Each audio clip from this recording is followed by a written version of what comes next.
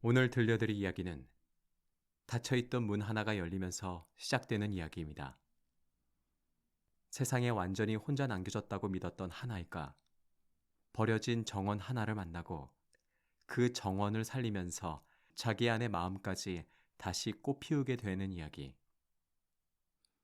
프랜시스 호지슨 버넷의 비밀의 화원입니다. 이 이야기는 아주 신기합니다. 겉으로 보면 어린아이들이 나오는 고전 동화 같지만 조금 더 천천히 들여다보면 상실과 외로움, 병든 마음, 닫혀버린 시간, 그리고 다시 살아나는 생명에 대한 이야기이기 때문입니다. 어쩌면 우리는 살아가면서 저마다 마음속에 잠긴 정원 하나씩을 품고 사는지 모릅니다. 오랫동안 들여다보지 못한 곳, 아픈 기억 때문에 문을 닫아둔 곳, 다시는 꽃이 피지 않을 거라고 믿어버린 곳. 그런데 이 소설은 아주 조용한 목소리로 이렇게 말하는 듯합니다. 아직 끝난 것이 아니라고. 죽은 줄 알았던 것도 다시 살아날 수 있다고. 그럼 이제 황량한 바람이 부는 오크셔의 대저택으로 천천히 들어가 보겠습니다. 이 이야기의 시작은 사랑을 거의 받아본 적 없는 한 소녀에게서 출발합니다. 그 아이의 이름은 메리 레녹스. 메리는 인도에서 자랐습니다. 하지만 우리가 흔히 떠올리는 따뜻하고 행복한 어린 시절과는 거리가 멀었습니다. 그녀의 부모는 딸에게 무관심했고 아이를 돌보는 일은 모두 하인들의 몫이었습니다. 누군가 진심으로 안아주거나 잘못을 바로잡아주거나 마음을 살펴주는 일은 거의 없었습니다. 그래서 메리는 아주 어려서부터 심술궂고 까다롭고 자기중심적인 아이가 되어버립니다. 누군가를 좋아하는 법도 모르고 누군가와 어울리는 법도 모르고 세상이 자기 마음대로 움직이지 않으면 금세 화를 내는 아이. 하지만 사실 메리는 나쁜 아이이기 전에 외로운 아이였습니다. 그런 메리의 삶은 어느 날 갑자기 무너집니다. 인도에 무서운 전염병이 퍼지고 메리의 부모는 갑작스럽게 목숨을 잃습니다. 하루아침에 부모를 잃은 아이.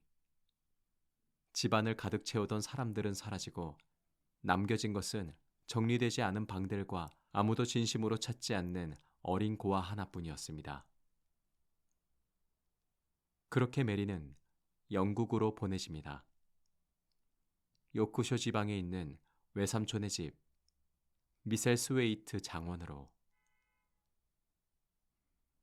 미셀 스웨이트 장원은 아이에게 어울리는 밝고 따뜻한 집이 아니었습니다.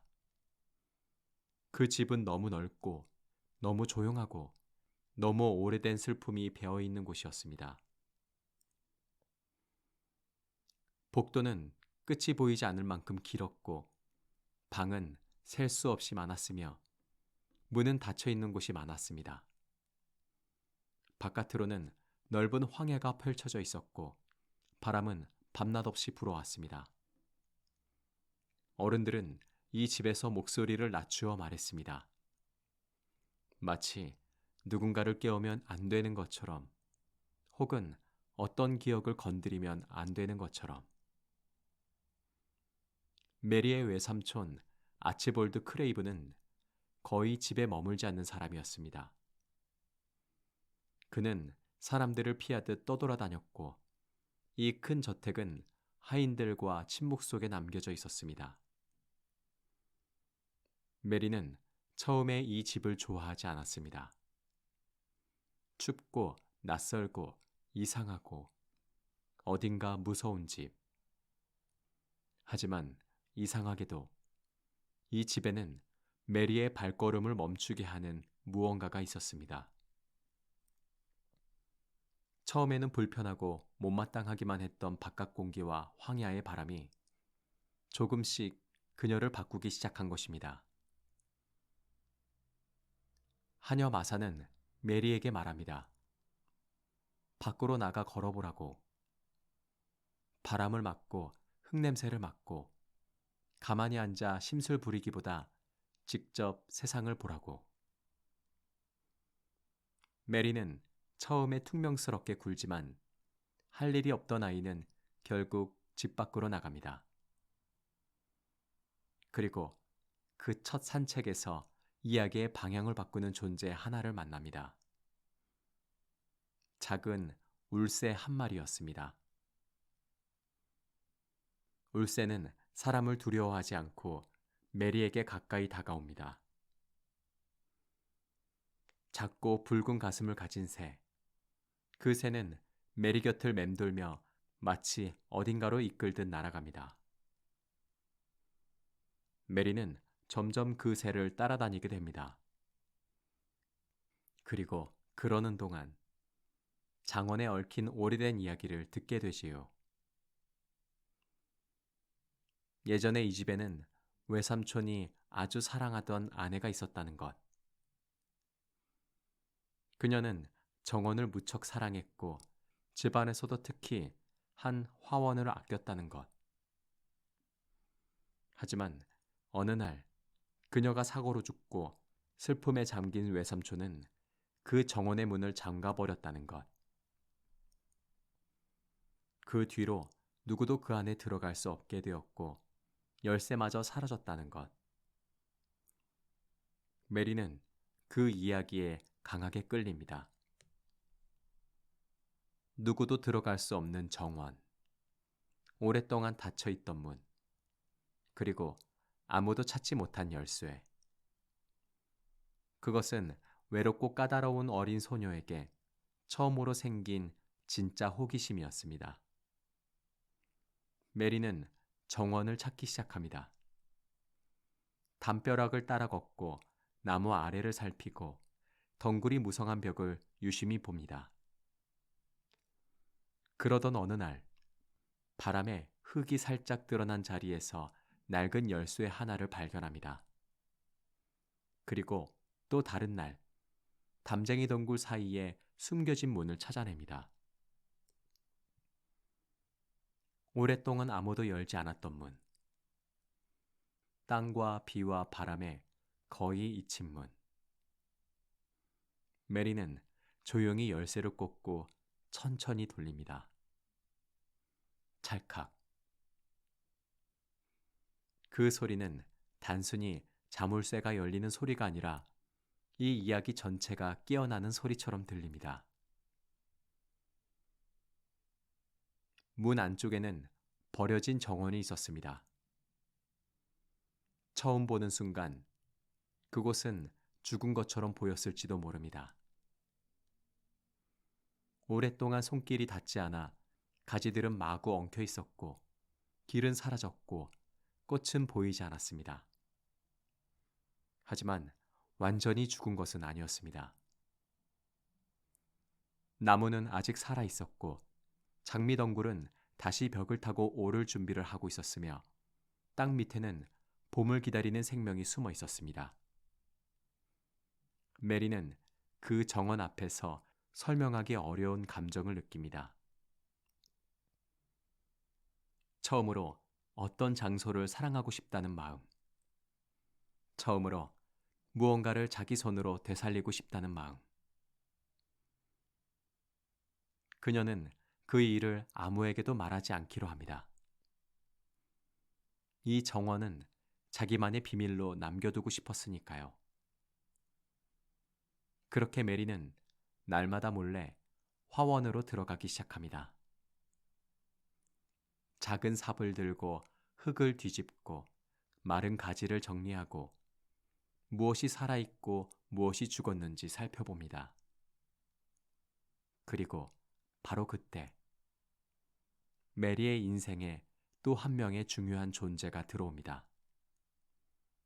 바로 마사의 동생 디컨입니다. 디컨은 메리와 아주 다른 아이입니다.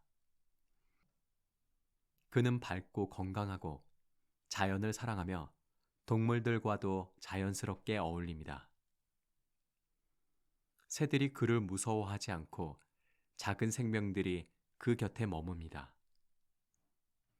마치 황야와 들판이 낳은 아이처럼 보이는 소년. 디컨에게는 사람을 편안하게 만드는 힘이 있습니다.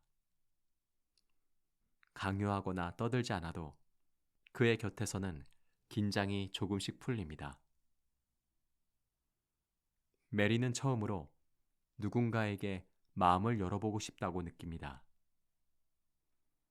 그리고 디컨은 비밀의 화원을 함께 가꾸는 친구가 됩니다. 두 아이는 정원에서 일을 합니다. 씨앗을 심고 흙을 고르고 가지를 세우고 봄이 오기를 기다립니다. 그 시간은 메리를 완전히 달라지게 만듭니다. 늘 짜증과 불만으로 가득하던 아이가 아침이 되면 밖으로 나가고 싶어 하고 잘 먹고 잘 걷고 얼굴빛까지 달라집니다. 누군가를 미워할 틈보다 누군가를 돌볼 시간이 더 많아진 것입니다. 그런데 이 장원에는 또 하나의 비밀이 남아 있었습니다. 메리가 밤마다 듣던 이상한 울음소리의 정체. 늦은 밤이 되면 넓고 긴 복도 저편 어딘가에서 어린아이의 울음소리 같은 것이 들려왔습니다. 하지만 하인들은 하나같이 모른 척합니다. 그런 소리는 없다고, 바람 소리일 뿐이라고 말합니다. 그러나 메리는 확신합니다. 그건 바람이 아니라 누군가의 울음이라고. 어느 날 메리는 소리를 따라 집안을 돌아다니다가 비밀처럼 숨겨져 살아가는 아이 한 명을 발견합니다. 그 아이의 이름은 콜린 크레이븐. 메리의 외사촌이자 이 집의 주인이 될 아이였습니다. 하지만 콜린은 마치 집안에 갇힌 유령처럼 살아가고 있었습니다. 그는 어려서부터 몸이 약하다는 말을 듣고 자랐고 침대에 누워있는 시간이 길었으며 자기 몸이 망가져 있다고 믿고 있었습니다. 곧 죽을지도 모른다고, 평생 제대로 걷지도 못할 거라고, 등이 휘어버릴지도 모른다고. 어른들은 그를 지나치게 조심스럽게 대했습니다. 조금만 예민해져도 달래주고, 화를 내면 맞춰주고, 무서워하면 더 숨겨주었습니다. 그 결과 콜린은 몸뿐 아니라 마음까지 병들어 있었습니다. 쉽게 화를 내고 사람을 괴롭히고 자기 자신을 불쌍한 존재로만 여기던 아이. 그런 콜린은 어딘가 처음의 메리와 닮아 있었습니다. 사랑받지 못했고 제대로 자라지 못했고 세상과 단절되어 있는 아이. 둘은 처음 만났을 때부터 신경질적이고 날카롭게 부딪힙니다. 하지만 이상하게도 바로 그렇기 때문에 서로를 알아봅니다. 메리는 콜린 앞에서 하인들처럼 굴지 않습니다. 불쌍하다고 지나치게 달래지도 않고 무서워서 눈치를 보지도 않습니다. 오히려 솔직하게 말하지요. 너는 생각보다 그렇게 대단한 환자가 아닐지도 모른다고. 계속 침대에만 누워 있으면 더 나빠질 뿐이라고. 세상은 내 방보다 훨씬 넓다고. 콜린은 화를 내면서도 처음으로 누군가가 자신을 불쌍한 아이가 아니라 그냥 한 사람으로 대한다는 것을 느낍니다. 그리고 메리가 들려주는 이야기들, 바깥 황야의 바람, 울새, 흙냄새, 그리고 무엇보다 비밀의 화원 이야기에 점점 빠져들게 됩니다. 메리에게 비밀의 화원은 숨겨둔 보물이었지만 어느 순간 그것은 혼자만 간직할 수 없는 것이 됩니다. 그 정원은 살아 있었고 자라고 있었고 누군가를 그 안으로 불러들이는 힘이 있었습니다. 결국 메리는 콜린에게 화원에 데려다 주겠다고 약속합니다. 그리고 디컨의 도움을 받아 콜린을 바깥으로 데리고 나갑니다. 평생을 닫힌 방 안에서만 살아온 아이에게 그날의 공기는 전혀 다른 세계였을 것입니다. 햇빛, 바람, 젖은 흙냄새, 나뭇잎이 흔들리는 소리, 새의 울음.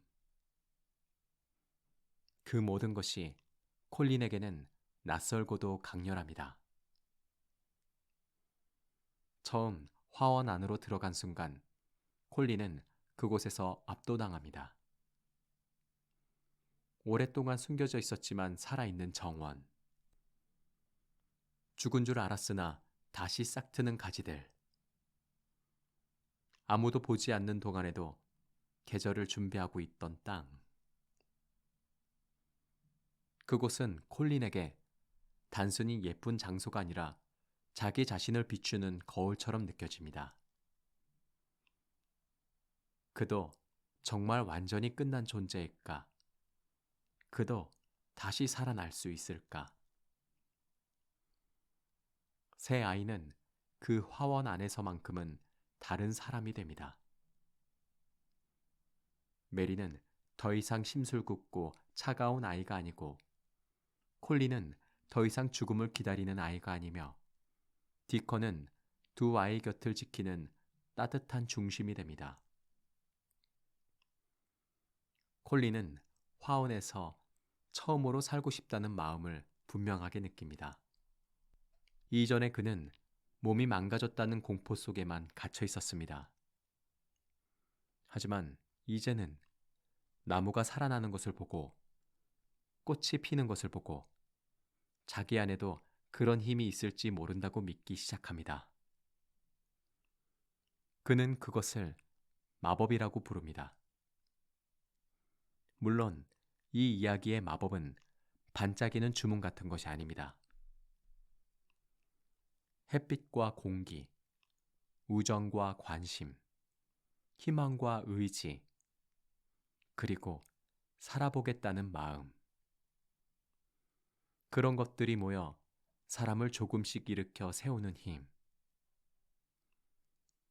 비밀의 화원이 말하는 마법은 바로 그런 것입니다. 그 뒤로 새 아이는 날마다 비밀의 화원으로 갑니다. 콜린은 조금 더 오래 밖에 있고 더 많이 웃고 더 힘차게 말합니다. 그리고 마침내 걷기 연습을 시작하지요.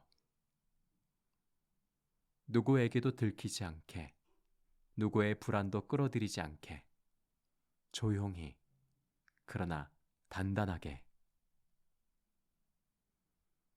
처음에는 두려웠을 것입니다. 넘어질까봐, 역시 안 될까봐, 모든 것이 거짓 희망일까봐. 하지만 아이는 천천히 해냅니다. 한 걸음, 그리고 또 한 걸음. 아무도 믿지 않았던 몸이 조금씩 제 힘을 되찾기 시작합니다. 이 장면은 이 소설에서 가장 아름다운 부분 가운데 하나입니다. 왜냐하면 콜린이 걷게 되는 것은 단지 다리의 문제가 아니라 오랫동안 자기 자신을 가두고 있던 공포에서 빠져나오는 일이기 때문입니다. 그는 이제 자신을 죽어가는 아이가 아니라 살아있는 아이로 보기 시작합니다. 메리도 변합니다. 처음에 메리는 세상이 자기에게 무엇을 주지 않았는지만 생각하던 아이였습니다. 하지만 이제는 누군가를 돌보고 기다리고 함께 기뻐할 줄 아는 아이가 됩니다. 디컨은 말없이 그 둘 곁을 지켜줍니다. 자연스럽고 따뜻하게 정원이 햇빛을 품듯 두 아이를 품어줍니다. 비밀의 화원은 이제 더 이상 버려진 장소가 아닙니다. 그곳은 새 아이가 스스로 다시 만들어가는 장소가 됩니다. 하지만 이 이야기에는 아이들만의 변화가 있는 것은 아닙니다. 화원의 문이 닫히게 된 이유, 그리고 집 전체를 침묵 속에 가두고 있었던 이유는 외삼촌 아치볼드 크레이븐의 슬픔 때문이었습니다. 그는 아내를 몹시 사랑했습니다. 그녀는 이 정원을 사랑했고 정원에서 시간을 보내다가 사고로 세상을 떠났습니다. 그 뒤로 크레이븐은 그 정원을 볼 수 없었습니다. 그곳은 너무 아름다워서 더 괴로웠고 너무 많은 기억이 남아 있어서 견딜 수 없었습니다. 그래서 그는 문을 잠갔습니다. 정원을 닫아버린 것은 사실 자기 마음을 닫아버린 것이기도 했습니다. 아내를 잃은 뒤 그의 시간은 멈춰버렸고 아들 콜린조차 제대로 마주하지 못한 채 집을 떠돌아다니게 됩니다. 상처가 너무 크면 사람은 때로 사랑했던 것 전부를 피하게 되지요. 하지만 이야기의 끝이 다가오면서 크레이븐에게도 이상한 변화가 찾아옵니다. 멀리 떠나 있던 그는 어떤 꿈과 예감에 이끌리듯 집으로 돌아가야 한다고 느끼기 시작합니다. 마치 오래전 잃어버린 시간 어딘가에서 누군가 자신을 부르고 있는 것처럼. 그리고 그는 마침내 미셀 스위트 장원으로 돌아옵니다. 그날 장원에는 아주 놀라운 장면이 기다리고 있었습니다. 크레이븐이 돌아왔을 때 그는 자기 눈을 믿을 수 없는 광경을 봅니다. 오랫동안 병약해서 제대로 서 있지도 못할 거라고 여겨졌던 아들. 늘 방 안에만 있을 거라고 생각했던 아들. 죽음의 그림자 속에 있다고 믿었던 아들. 콜린이 자기 두 발로 걸어 나오고 있었던 것입니다. 그 아이는 더 이상 창백하고 겁에 질린 유령 같은 아이가 아닙니다. 햇빛을 본 아이, 바람을 맞은 아이, 웃음을 되찾은 아이, 살겠다는 마음으로 몸을 일으킨 아이. 그리고 그 뒤에는 메리와 디컨, 그리고 화사하게 되살아난 정원이 있습니다. 그 순간 크레이븐은 자신이 오랫동안 외면했던 삶이 이미 다시 피어나고 있었다는 사실을 깨닫게 됩니다. 그는 닫아두었던 정원이 죽은 장소가 아니었다는 것을 봅니다. 그는 외면했던 아들이 무너진 존재가 아니었다는 것을 봅니다. 그리고 무엇보다 자기 자신의 마음도 완전히 죽어버린 것이 아니었다는 것을 느끼게 됩니다. 아버지와 아들이 다시 만나는 장면은 이 소설의 가장 큰 회복입니다. 병이 나았다. 정원이 살아났다. 그런 이야기로만 끝나지 않습니다. 사랑 때문에 무너졌던 한 사람이 다시 사랑 쪽으로 돌아오는 이야기이기도 하기 때문입니다. 비밀의 화원의 마지막은 요란하지 않습니다. 대단한 사건이나 극적인 반전보다 조용한 기적처럼 마무리됩니다. 하지만 그래서 더 오래 남습니다. 이 소설이 우리에게 들려주는 것은 아주 분명합니다. 사람은 사랑이 없으면 메말라 간다는 것. 혼자 오래 닫혀 있으면 마음도 병든다는 것. 그러나 누군가와 연결되고 자연과 닿고 돌보고 돌봄받는 시간을 지나면 다시 살아날 수 있다는 것. 메리에게 화원은 처음으로 자기 바깥의 무언가를 사랑하게 만든 장소였습니다. 콜린에게 화원은 죽음을 상상하던 아이가 삶을 선택하게 만든 장소였습니다. 크레이븐에게 화원은 상실의 기억 때문에 닫아두었던 시간이 다시 흐르기 시작한 장소였습니다. 그래서 이 작품의 제목이 왜 하필 비밀의 화원인지 생각하게 됩니다. 그 정원은 단지 숨겨져 있어서 비밀이었던 것이 아닙니다. 그 안에서 일어난 변화가 너무 조용하고 깊어서 쉽게 말로 설명되지 않기 때문일지도 모릅니다. 어쩌면 사람의 마음도 그렇습니다. 겉으로는 아무 일 없는 듯 보여도 보이지 않는 곳에서 조용히 계절이 바뀌고 말라있던 뿌리에 물이 스며들고 끝난 줄 알았던 자리에서 다시 작은 싹이 올라오기도 하니까요. 이제 이야기를 마무리해 보겠습니다.